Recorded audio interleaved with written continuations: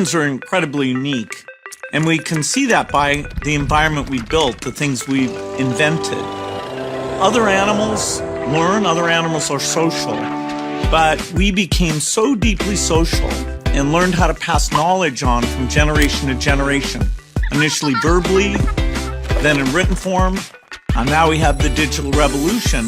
And so each generation builds on the next to help us not only build tools, but even ask questions about why are we here, what's our purpose. And so we're very different than all the other animals. Hello, I'm Bill Gates, Chairman of Microsoft. In this video, you're going to see the future, Windows. Microsoft first came up with the Windows concept back in 1983. And today, the leading software users have switched into the Windows environment. It's really incredible how quickly our powerful applications like Word and Excel and PowerPoint have been adopted. It's not just Microsoft applications. Even companies like WordPerfect and Lotus have now come out with Windows applications. And every week we see new innovative work. It's really attracting all the innovation in the industry.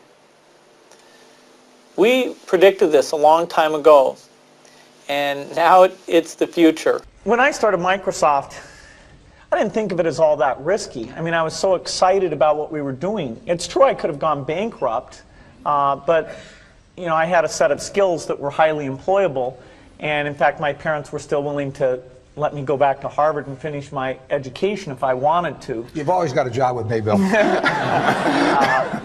And the thing that was scary to me wasn't quitting and starting the company. It was when I started hiring my friends and they expected to be paid. And then we had customers who went bankrupt, customers that I'd counted on to come through. And so then I got this incredibly conservative approach that I wanted to have enough money in the bank to pay a year's worth of payroll, even if we didn't get any payments coming in. And you know, I'm almost true to that the whole time. We have about 10 billion now, which is pretty much enough for the next year. Anyway, you know, if you're going to start a company, it takes so much energy that it better overcome your feeling of risk. I don't think that you necessarily, if you're going to start a company, should do it at the start of your career. I think there's a lot to be said for working for a company, learning how they do things. You know, if you're young, it's hard to go lease premises. They made that hard for me. You couldn't rent a car when you were under 25 at the time, so I was always taking taxis to go see customers. And the people would, people would say, well, we're going to go have a discussion in the bar. Well, I couldn't go to the bar.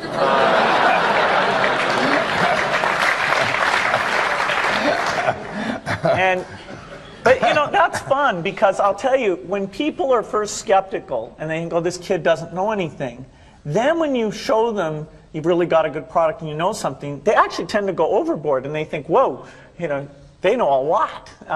Let's really do an incredible amount with these people. So our youth, at least in this country, was a huge asset for us once we reached a certain threshold. It's hard to hire older people because they'll be a little bit conservative about whether they should come and take the risk. And it took 3 or 4 years before we could go out into the normal sort of employment pool. But those problems that come with starting a firm, you better think of those as part of the pleasure, part of the challenge that is part of the excitement. I'm in meetings a lot. My calendar gets very full with those, and then at night, after the kids have gone to bed, I'm on email a great deal. I get messages during the day. That's my chance to give long responses. And then over the weekend, I send a lot of mail as well. I take 2 weeks a year to just go off and read and think, where I'm not interrupted by work or anything else. I'm just solidly trying to think about the future, and people get to send me things to read as part of that so-called Think Week. So it's a nice mix of things. About 25% of the time then I'm out traveling around, meeting with customers, Europe, Asia, and that sort of helps me think, okay, do we have the right priorities? What are people responding well to, and what would they like to see us do better? I want to thank Harvard for this honor. I'll be changing my job next year, and it will be nice to finally have a college degree on my resume. I applaud the graduates for taking a much more direct route to your degrees. For my part, I'm just happy that the Crimson called me Harvard's most successful dropout. I guess that makes me valedictorian of my own special class. I did the best of everyone who failed. But I also want to be recognized as the guy who got Steve Ballmer to drop out of business school.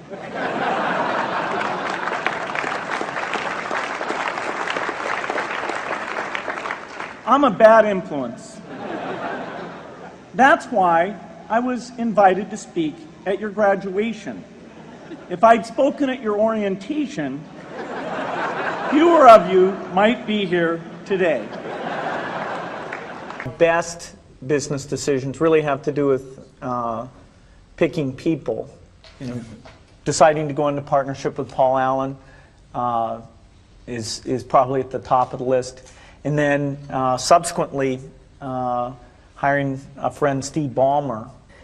And having somebody who you totally trust, who's totally committed, who shares your vision and yet has a little bit different set of skills, and also acts as a check on you. You know, some of the ideas you come up with, you run by them because you know they're going to say, hey, wait a minute, you know, have you thought about this and that? And just, you know, the benefit of sparking off of somebody who's got that kind of brilliance, it's not only made it fun, but it's really led to a lot of success. So picking a partner is crucial. One habit that I developed when I was at college that was actually a very bad habit, which was I like to show people that I didn't do any work and that I didn't go to classes and I didn't care. And then at the very last minute, like 2 days before the test, I'd get serious about it. And people thought that was funny. You know, that was my positioning, the guy who did nothing until the last minute. Then when I went into business, that was a really bad habit. And it took me a couple of years to get over that. Nobody praised me because I would do things at the last minute, and I tried to reverse to students I'd actually I didn't think that highly of, who were always organized and had things done on time. I'm still working on it, but procrastination is not a good habit. Bill can change clothes in the car. I'd talk to my dad, I'd talk to Warren, I'd talk to my wife Melinda. So I have enough people that know me and actually know where my judgment isn't its strongest, where I might get overexcited about something or, you know, forget to think about something. And so they're good at correcting, particularly Melinda, good at correcting whatever those blind spots are. And I think it's good to encourage your friends and advisors to really give them that license. You know, I can go to a party and forget to say hello to various people or something. That's a very minor example of my blind spots. Not to the hostess. Well, Melinda would help me do that. Yeah, she would, so, yeah. So, you know, a small number of people that you can turn to on certain key things is a great asset. The key point there is you've got to enjoy what you do every day. And for me, that's working with very smart people.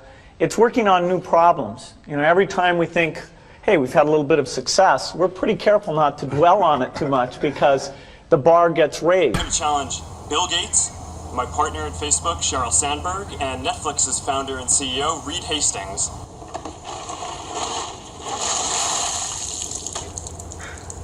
I'm glad to give to ALS. It's a great cause, but I want to accept this challenge. I want to do it better than it's been done.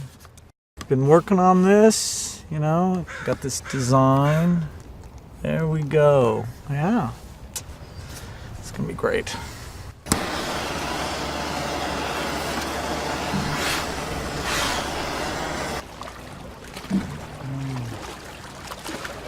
I'm here to join the people bringing attention to Lou Gehrig's disease by taking the ALS Ice Bucket Challenge. I'm going to challenge 3 more people: Elon Musk, Ryan Seacrest, and Chris Anderson of TED. Consider yourself challenged. You have 24 hours. Good luck.